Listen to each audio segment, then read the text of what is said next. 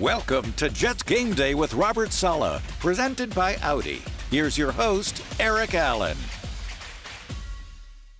It's Jets-Texans this weekend, but I got a pair of Cowboys here in the studio. That's Brian Baldinger. Black Bart. And Bart Scott. Let's talk quarterbacks, fellas. Right. Zach Wilson going to take the rock for the Jets again. Well, I mean, it's a chance for redemption right here. He's had a chance to watch for a couple weeks right now. And, just let's get this offense on track. Bart, just play loose, right? What do we have to lose? Right. Play free and go out there and be the quarterback that we know you can be. You've shown flashes that you got nothing to lose. Let's go inside the numbers presented by the New York Lottery. Our first number today is 2. The Jets defense, second in the NFL in terms of yards per play and second in the NFL in yards per pass attempt. I think the corners in this game, led by Sauce and DJ Reed, they're going to get a lot of opportunities. They're going to have a lot of work.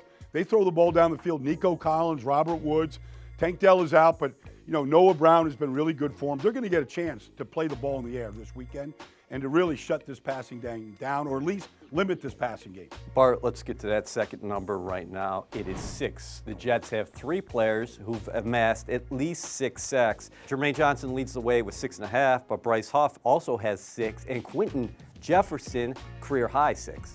I think that's been the pleasant surprise. You expected Jermaine to take the next step. We know what Bryce was capable of. It was just about getting opportunities. But Quentin Jefferson having a career year, being a war daddy, getting it done from the interior defensive line. Our third number here is 32. Zach Wilson is about to make his 32nd start in the National Football League, Baldy. Well, make it memorable. I mean, Bart just said, cut it loose. He's got nothing to lose right now.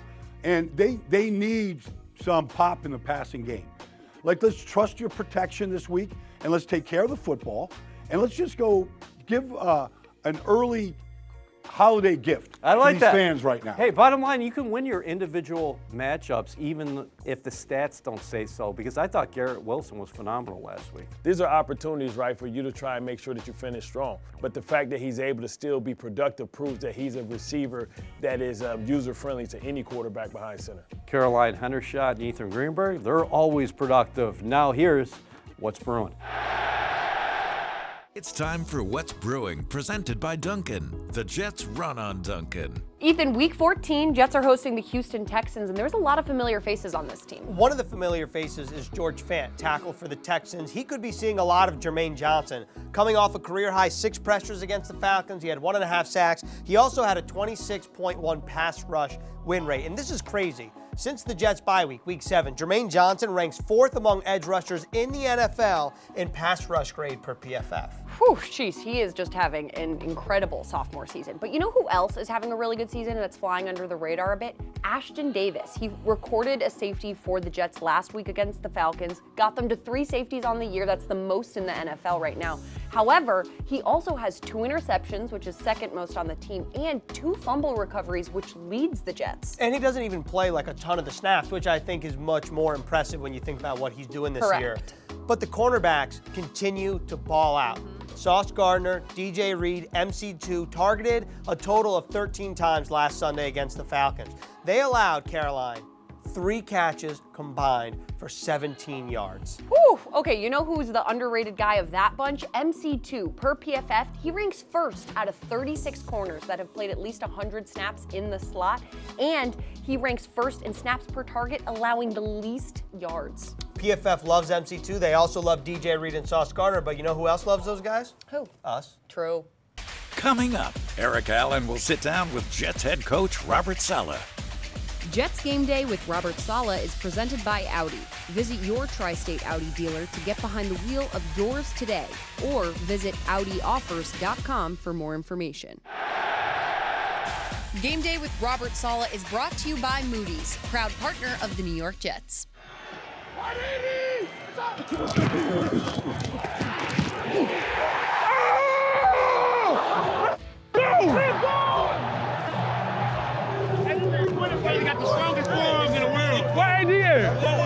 What AD is? He got kick out. Hey, all Ashton do is make plays. Yeah, Ashton. That's a backed up off. That's what's up in the league, baby. What Ashton is? Not that, huh? What Ashton is? Shout out to Chiefs. Woo. That's T-Save. All 3 of them. You a freak! You a freak! No, I'm not. Look. Is that you? Huh? They were Ashton. Oh, nah, that's dope, man. Bro, he finds a way to show up. He a baller. Every I feel like he's like He a baller. Ashton a baller. It's like, You're going back to Zach Wilson this week. What do you want to see from him against the Texans? I just want to see him go out and compete like he does. Love to see him start fast, have confidence in himself, let the ball rip, be aggressive. Just let the chips fall where they may, you know. Is that what you're going to tell him? Let it rip. That's it. That's what, you know, we've been trying to preach to him is, and it's a good thing. He gets better as the game goes on. It'd be even awesome if he could start fast and get better from there. And we think if he can do that, it'll be something special. Can you talk about him being a competitor, about how much he loves the game, that he wants to be out here in this position? I don't want to say I was shocked, but it was pretty cool on Monday after the game for him to walk into my office and basically ask for the ball. I thought that was cool. What are you hoping Brett Rippon adds to that quarterback room? You know, he's someone who's familiar with hack in the system, good arm talent, good decision maker, smart. So just adding some veteran presence. Were you happy with what you got out of Xavier? He had more than 140 total yards.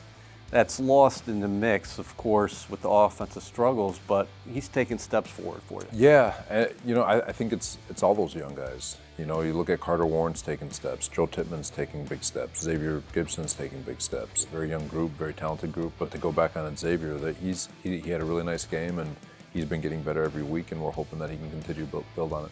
Defensively, you guys have such a high standard, but what's been the most significant difference this year compared to last year? You guys are now second in yards per play in the National Football League, second in yards per pass attempt. It's a relentless group. They're a year older, they're a year better, a year faster. They line up, they play, they don't care, they just ball. And I love watching it. When you look at the way it's all structured, it's a really young group, very talented group, hungry group. What's encouraging is we've done it against all the great quarterbacks too, and still have been able to put up good numbers from a defensive standpoint. Still got 5 games to go. We still got to stack up these great days and do our best to finish strong. Now with Jermaine, Bryce Huff, and Quentin Jefferson, you guys have 3 players with more than 6 sacks. What do you think about the dynamic up front and what you've gotten from Quentin? Because I think that he's kind of the guy who's been lost in the shuffle. Yeah, Q-Jeff, I think his number is career high, if I'm not mistaken. He's been an awesome addition, great find from Joe D and his staff. I think it's safe to say, you know, with the proven development of the D-line, if you come play for this group, you're going to have your best year. 3 safeties this season. How cool is that teach tape going to be on the latest safety, where Quentin's in there in the backfield in no time, and Ashton Davis made a play of a career right there? Heck yeah. Ashton, it's funny, all he does is find the ball, right? He's kind of been, I don't want to say a rut, but he's been a valuable, very underrated piece to this defense, and the way he goes about his business, the way he works, that play kind of embodies everything that he represents for this defense. I learned how to coach from being under Saleh. He taught me a lot when it comes to scheme, when it came to, you know, just handling players, right? So game planning, so I learned a lot from Saleh, and, you know, owe a lot to him. And it's probably the reason why I'm standing here before you, because of, you know, just him taking me under his wing and teaching me the ropes. So much credit to Saleh for that. Just great, you know, great man off the field. Great man, great father, great husband, just really stand up guy I have the utmost respect for. DeMeco Ryans is doing a great job with the Texans. You hired him. His first coaching job in the National Football League back in 2017. What did you see from him at that point? Well, I was lucky enough to be able to coach him too. I was an assistant linebackers coach for the Texans. He was the defensive rookie of the year. First and foremost, because you guys, everyone knows how big character is to us. DeMeco Ryans embodies character. Even when he was a player, just the way he goes about his life. He's God-fearing, wife, kids, his family, how tight-knit, and such an unbelievable human. He's got humility for days in that he's always trying to learn, and he's always asking questions, and he's not afraid to show a vulnerability of not knowing the answer, but the willingness to go seek the answer. But as far as DeMeco in terms of the football coach, all of that character and all of his play style, his entire life as a football man came into coaching, and it was very easy. He was first one in, last one out, grinded, asked questions, learned, was promoted to linebackers coach, still asked questions, even though, I mean, he played linebacker his whole life, but he recognized quickly that not everybody's him, because he was a ridiculously special talent. Learned the scheme, understood how to be a coordinator quickly, gets his head job. He's doing a great job, and he's going to continue to do a great job because he's going to continue to evolve, not only as a man, but a teacher and a confidant. With all these connections, what's it like preparing for this game specifically? You know, there's a lot of things that go in, and you're just watching the tape and you're understanding why they're doing things, and I'm sure he's watching us like, I see why he's doing that. That's actually a good idea. Wow, that's really cool. Wow, and back and forth. But as for this particular game plan, without saying anything, it's going to be fun to see how it kind of shapes out. Thanks, Coach. Thank you. This exclusive interview with Robert Saleh was presented by Audi. Visit your tri-state Audi dealer to get behind the wheel of yours today, or visit AudiOffers.com for more information. Coming up, Bart Scott and Brian Baldinger will break down the key matchups for this weekend.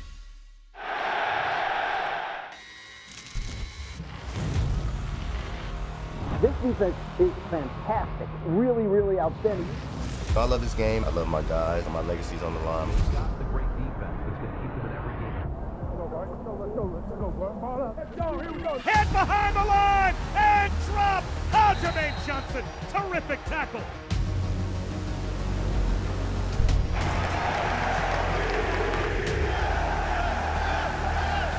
I love the guys in this locker room, and I would do anything. I think anytime you have an opportunity to step on this field, you need to take advantage of it. I'm going to have more fun than I've ever had.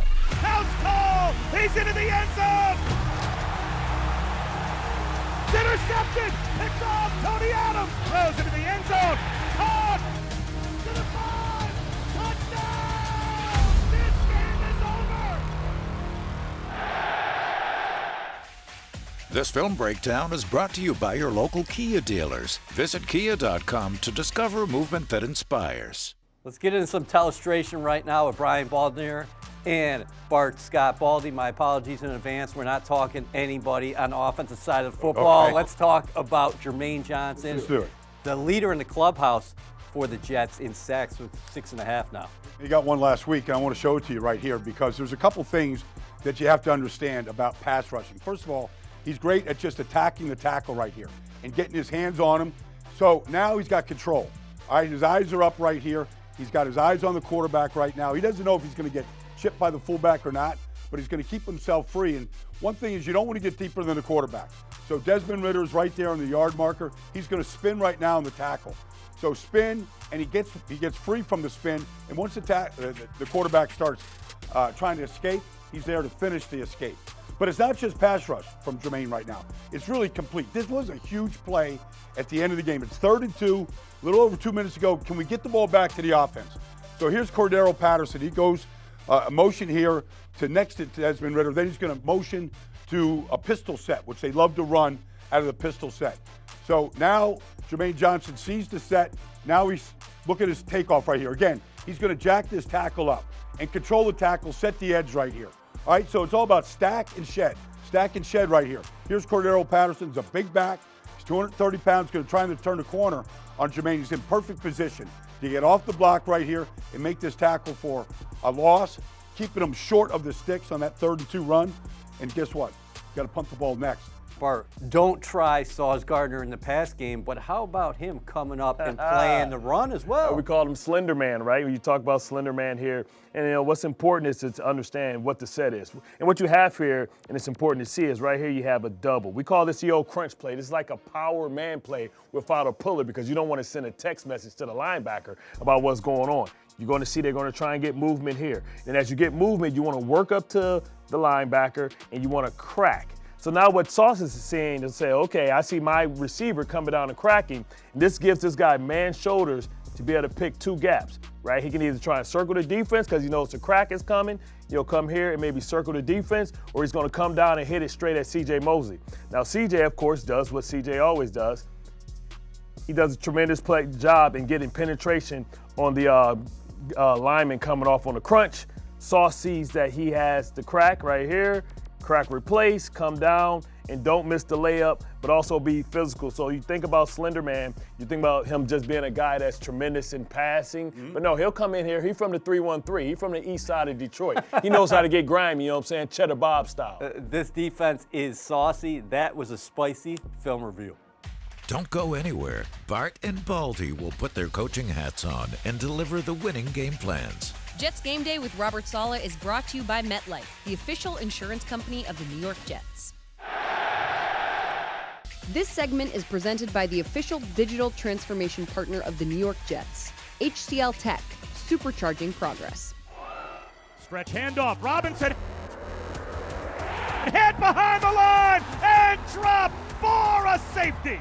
Ashton Davis came blasting through. Welcome back into Jets Game Day with Robert Saleh. Week 14 of the Fantasy Corner. Houston Texans are coming to town, Ethan, but you're starting with the Jets. Who do you have for me? Well, I think the silhouette might tip my hand a little bit, at least in terms of position.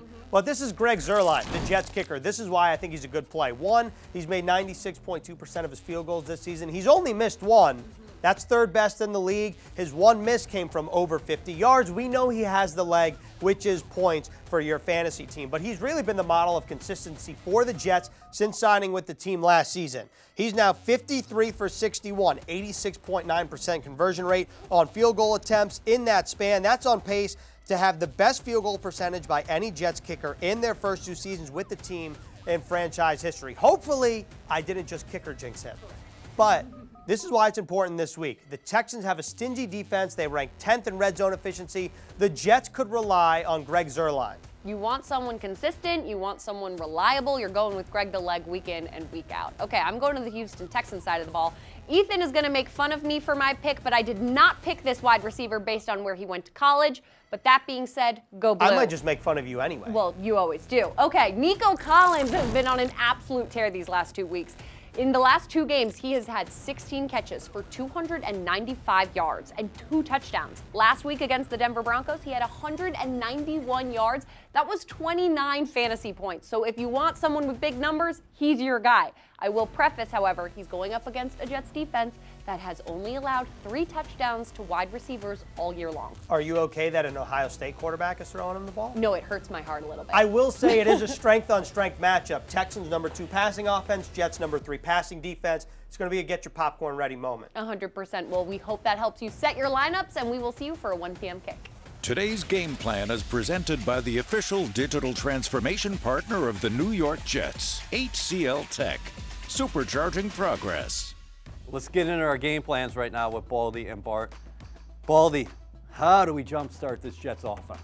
I would go with the idea that we've got 4 downs. We're in 4-down territory to run the ball to get 10 yards. I mean, I would try to hammer as much as we can. Feed Brees, feed, Dalvin. Like, just get him going right now. Get that going, and then go test Steve Nelson out there corner. Go find out what kind of speed he's got left, some double moves. Get your deep shot. You need a big play every once in a while just to flip the field position, but set it up with hammering the run. I love it. How about the defense, though, going against Stroud, who's missing his top receiver, Tank Dell. He was tremendous here early in his NFL career, unfortunately, up for the year. Well, it's going to be like finishing your rushes, right? Understanding that he's smart in the pocket, he has great pocket awareness, he's disciplined with the ball in the pocket, but he's still a rookie, and you have to make sure that you finish the play. He's a big man. You got to get him down within the rules. I feel confident that they're going to be okay outside with Reed and Sauce, but it's going to be imperative, that we play complementary. So that means on the other side of the offense, I need you to get sustained drive so I can recharge that battery like a Tesla and get out there and do my thing, or like an Audi. My bad. Good catch. Familiarity on both sides of the ball. These staffs know each other so well. Mm-hmm. How do you prepare for this one? Well, I mean, everybody's got their own individual quirks, and everybody's got their own identity now. But you can always, know the mindset of these coaches on the other side and how they're thinking. And maybe you can use that to your advantage. I know that you know that I know you know, so then I'm going to use it against you. That makes sense. I got to think about that for a while, but great job by you guys with a little bit of football 501 today. Enjoy Jets Texans. We'll see you next week.